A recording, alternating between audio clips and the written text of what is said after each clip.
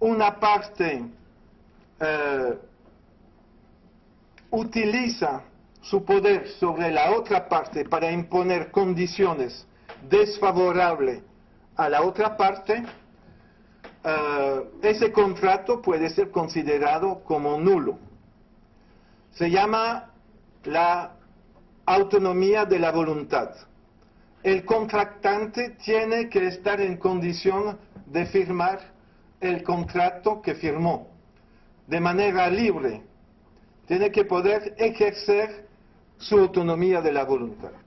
Si hubo una presión, un chantaje, y hay chantaje de los mercados financieros, hay chantaje de la troika sobre el país, y si se imponen condiciones desfavorables al país, el país puede decir de manera soberana, ese contrato, el gobierno que lo firmó no tenía las condiciones para ejercer la autonomía de la voluntad. Otro argumento de derecho para declarar nula un contrato es, lo mencioné ayer, el enriquecimiento sin causa, lo que en términos simples quiere decir enriquecimiento abusivo. Yo tomo prestado yo como banquero a 1% dinero del Banco Central Europeo y compro bonos exigiendo 7% de España. Es un enriquecimiento abusivo. Lo hacen. Si nadie lo denuncia, si no aumenta una presión, si no hay un gobierno para decir eso es inaceptable, sigue el sistema deuda.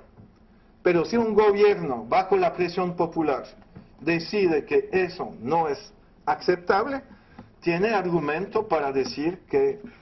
Entonces, es muy importante también para, cuando decía delegitimar, explicar al pueblo alemán que cuando Angela Merkel dice que ya Alemania entregó demasiado dinero a Grecia y a otros socios, demostrar que es falso, que ahora, gracias a la crisis, Alemania logra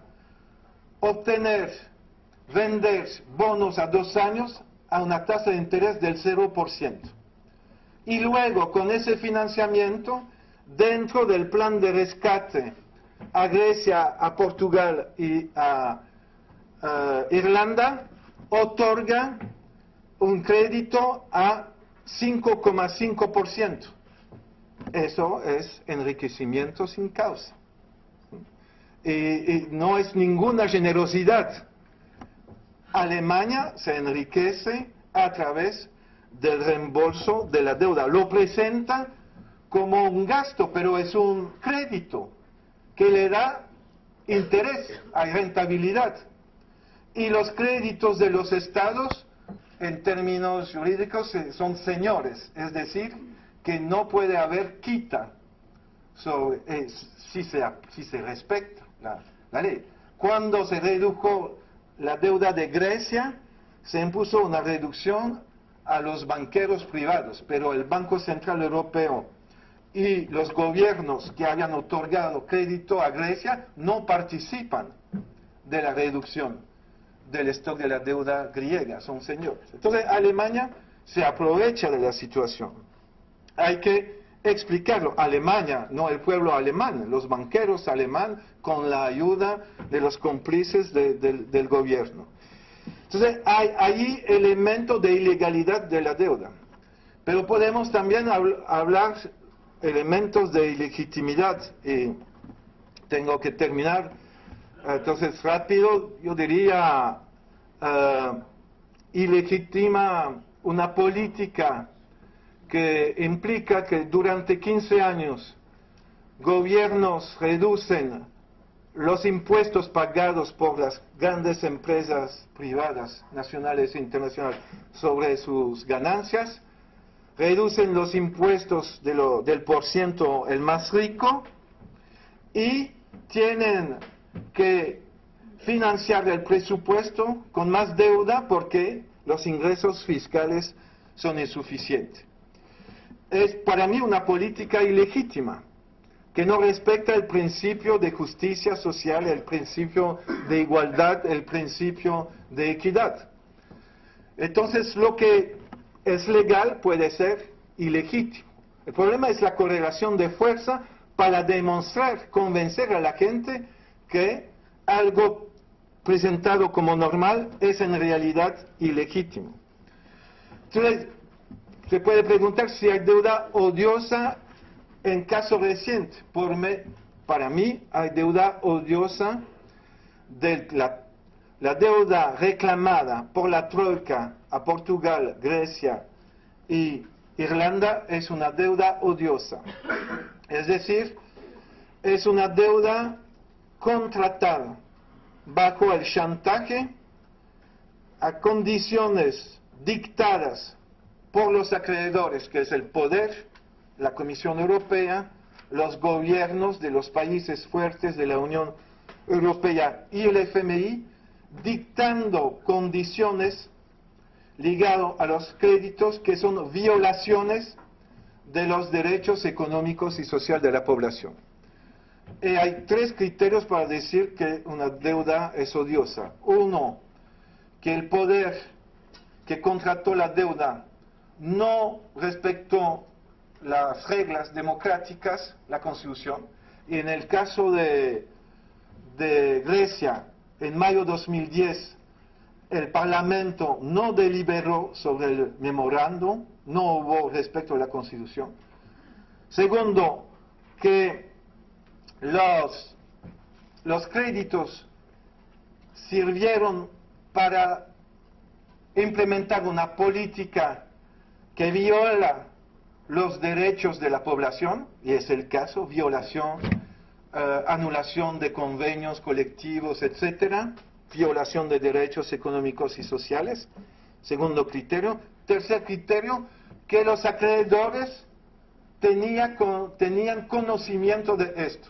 Evidentemente, los acreedores tenían conocimiento. Son ellos que dictaron esas violaciones.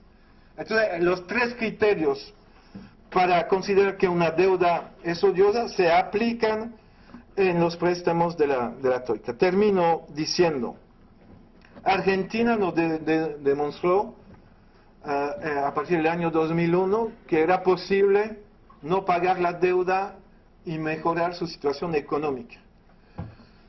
Ustedes, imagino, saben que Argentina suspendió el pago de final de diciembre de 2001 hasta marzo de 2005. Y luego hizo un canje de bonos.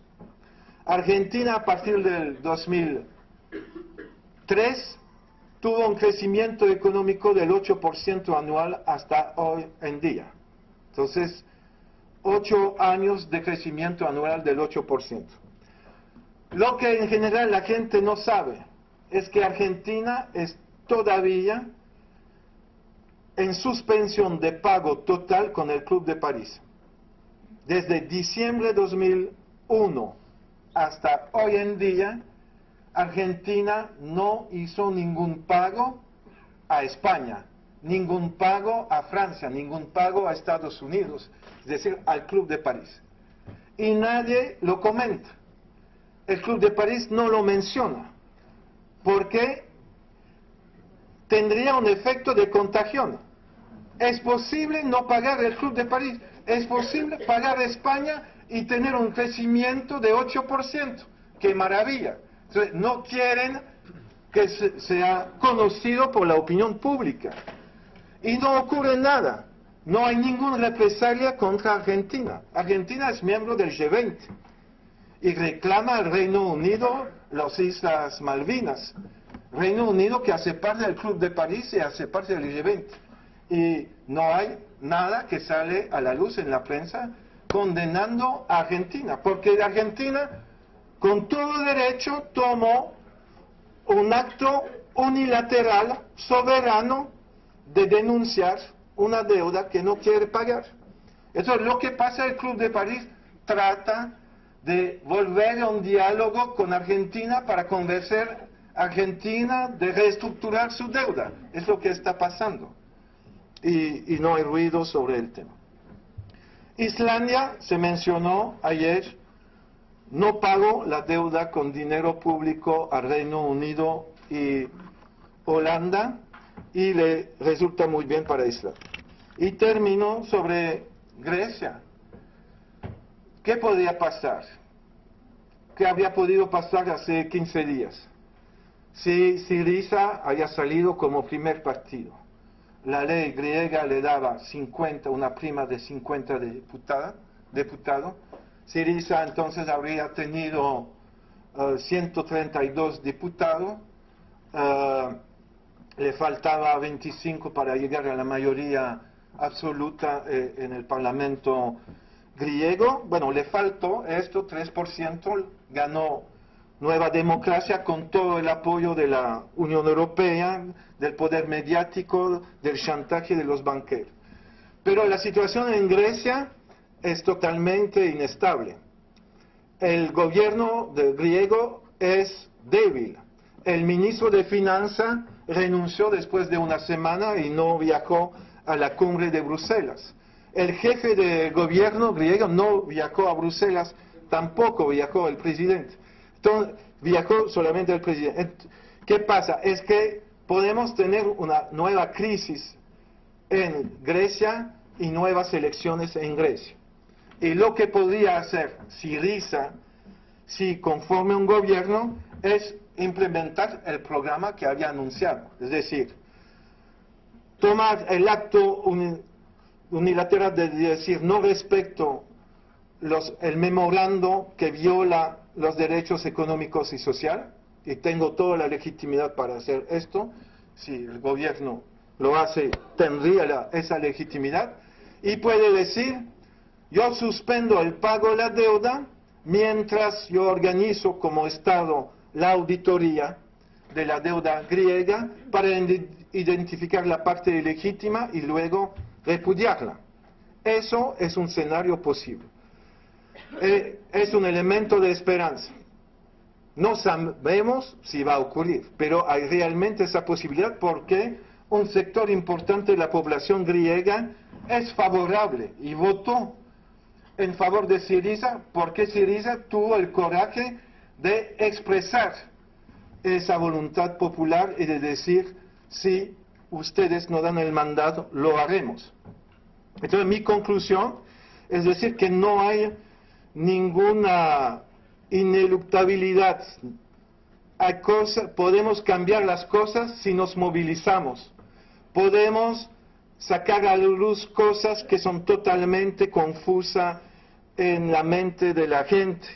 El trabajo de auditoría sirve para esto, delegitimar el sistema de la deuda y lograr soluciones radicales para lograr la justicia social. Muchas gracias.